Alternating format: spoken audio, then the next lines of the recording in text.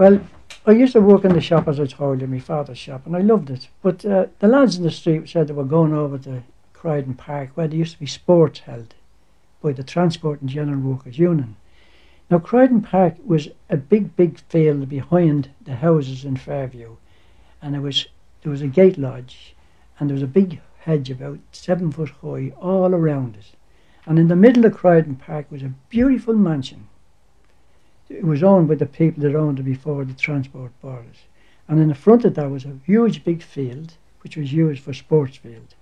But in that big mansion lived James Larkin, his 4 sons, his sister Deela, and his brother. They lived in that mansion and did everything they wanted. However, well, now I decided this Sunday to go out with the boys, and it was in the middle of June 1914. So we rambled around and we found a place how to get in without having to pay, you know. They knew the next. We got in and we moved up to where the big crowd was around the house. And the next thing was the Countess. The Countess was there, and the ladies was there, Dr. Lynn and all, they were always there. James Larkin was there, of course, and Connolly. And Connolly and Michael Mallon, Commandant Michael Mallon, he was a citizen army. Seamus McGowan. They just said, come here, son, brought us down to a corner. And they collected about 30 of us. And we were lined up, and we thought we were going to get lagged for bunking in, you know. And the Countess spoke, and she was a lovely woman, lady, you know, spoke very nice and kind. And she said, now boys, why not join the Fianna and become a unit of the early citizen army, Boy Scout Corps. And you can come in here anytime you want, and you can come to Liberty Hall to train. And in Liberty Hall there used to be concerts of a Sunday night, and we were there selling programmes. We got in for nothing, you know. So she took our names, and I remember all the names of all the lads that was there. There was Charlie Darcy, he was shot, he was killed, he was a boy, and he was killed in 1916 on Easter Monday. Wally Carpenter was OC, and Joe Cayley, Paddy Cardle, Joe Duffy. I could tell you all the names without trouble or bother, because I never forgot them. But I didn't know them then. You see, I was a stranger among them. So we were told to go over to Liberty Hall, and we went into for training on Monday. There we met James Connolly. He came down and sat down and talked to us. And he was a very friendly man, a real father.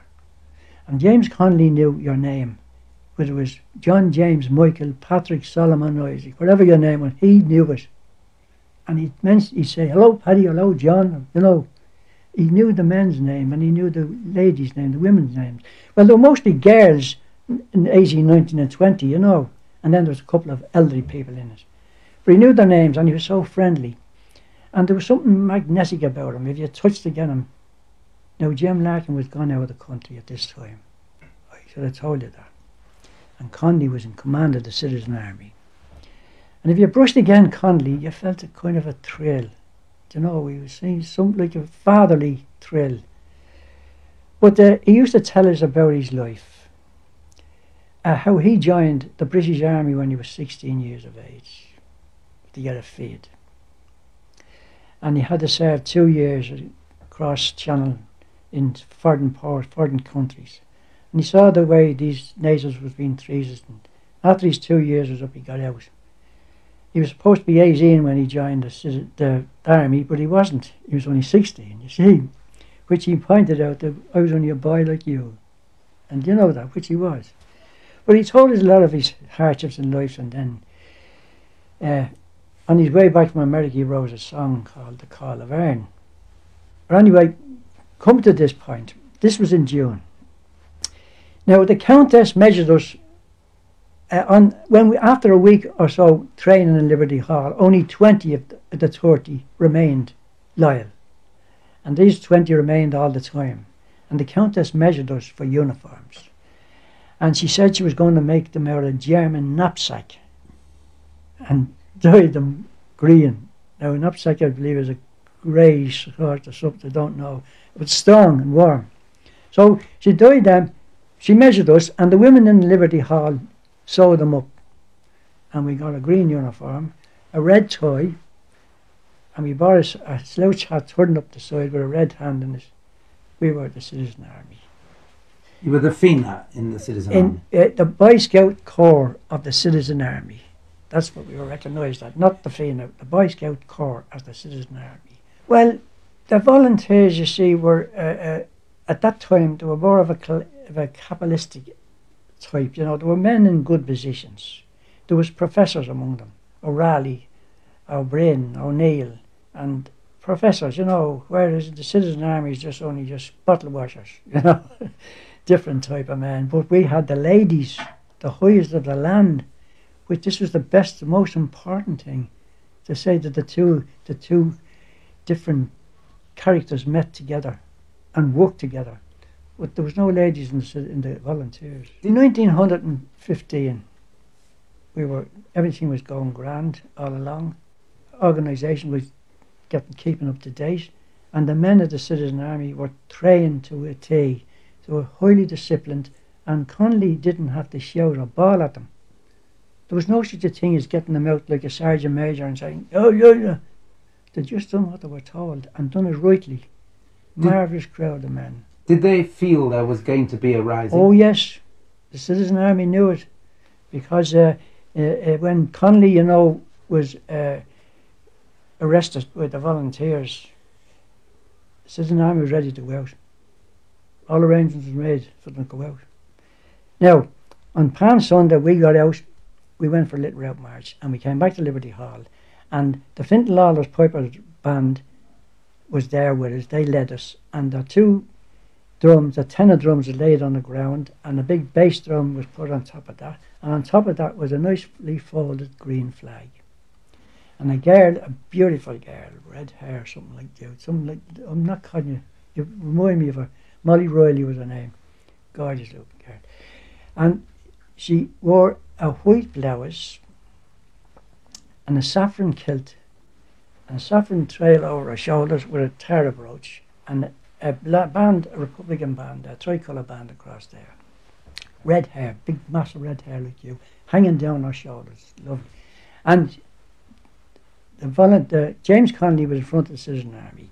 He called her out, and the men presented his arms, and he handed the flag to her, and she walked into Liberty Hall, up onto the roof, along with Captain Poole and a few other men, and they went to the corner of the quay and Butt Bridge, and there was a flagpole there, and she erected the flag. It was a green flag with a golden harp, and that's the way she was dressed.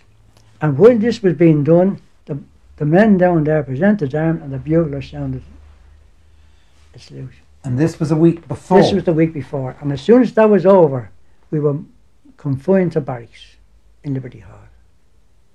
I went into Liberty Hall. In Liberty Hall they had a concert room or a gallery, and the men all sat on the gallery with their guns between their arms and their legs rather, and we boys were hanging around the platform, you know, the stage.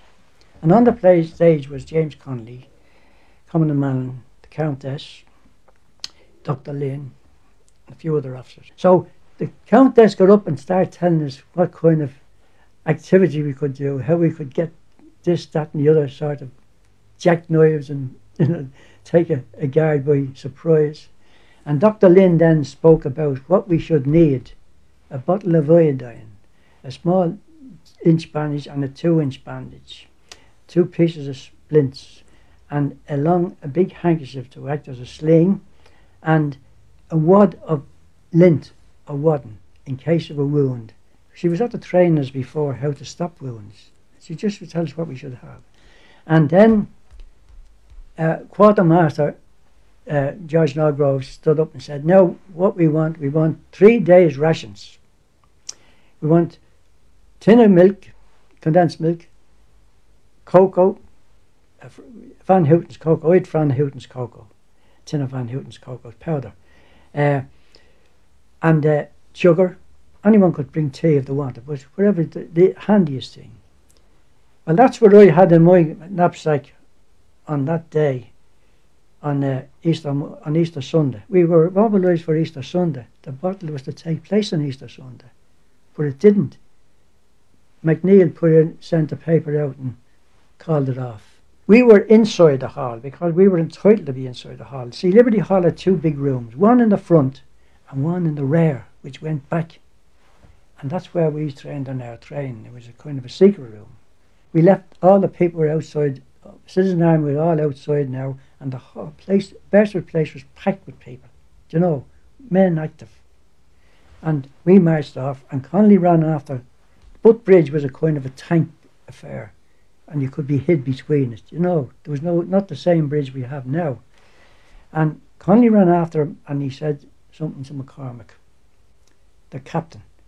And and we doubled up the quay, up Burke Quay, around by the ballast office, and up Grattan Street. When we come to Grattan Street, we walked, and there was a hill up in Grattan Street coming down like that, slight top. And Grattan Street wasn't crowded with traffic then as it is now. And at the top of the hill we saw an officer and his orderly on a horseback coming down. And I was wondering what was going to happen, you know. But our Captain McCormick, he was an ex-British soldier, and he saluted your man, you know. And the man saluted him back on the aisle and passed by, looking at us, you know. So then he decided to send his orderly after us. And we moved past. When we come past the College of Swords, we saw a crowd of men there. They were the men that was going to take over Boland's mill. But we passed by. We got to Harker Street Station. McCormick says, right, halt. He said to Sergeant Doyle, Jim Doyle, take 8 men and 2 boys and go up and take over Davy's pub. Now, we took over a public house, not for the sake of drinking in it or anything like that, but it was a very vulnerable place to occupy. You could occupy the street, you know, anyone coming out of the barracks. Because beside it was a nursing home, we couldn't, and there was no addition to it. We were only to take it for a while until the men got settled down in the various garrisons in Dublin to prevent any army coming out. Now, 5 of us went in there. 5, Joe Doyle, the sergeant, 5 Doyle, Joe Doyle and Jim Goff, 2 Henrys, brother Henrys, Jimmy Joyce and myself. I was a boy. See, they were men. But some of these men were nearly the same size as me. They were small men, you know, especially Joyce. Anyway, then the other man was outside on the bridge, the whole of the bridge, while the other 3 men and the boy to keep where we got into action. So we got into action. We were in action there for a while before anything happened. And along come a man with a hat, a Donegal hat on him, and a sort of a coat suit with bars down there and pockets here and knickerbockers. It was she, Skeffington. I didn't know him, but it was him. He came along and crowds of people was looking on at this. This is the worst beauty of it. Crowds of people was looking on. 2 trams was stopped because up there was Portobello Barracks up along the road, and we had a great view of that, anyone coming out. And that was the reason why they occupied Davies, to prevent any soldiers coming out of Portobello Barracks. Crowds of people. And when Mr. Poor Skeffington started gesticulating up with his stick up to the window, and I happened to be looking out that window because I was watching the canal side. The barracks comes out on the canal, and I was told to watch that side. And I shouted to Joyce, now for the down here. That's the way I said it, sorry to say that. And he's giving out, and Joyce came, oh, see, that's Skeffington. She's Skeffington. But he moved off. Well, of course, you know what happened to him afterwards. Anyway, after about 20 minutes or so, we were in occupation. Here out comes a small company of men, of army men, and led by an officer on a white horse.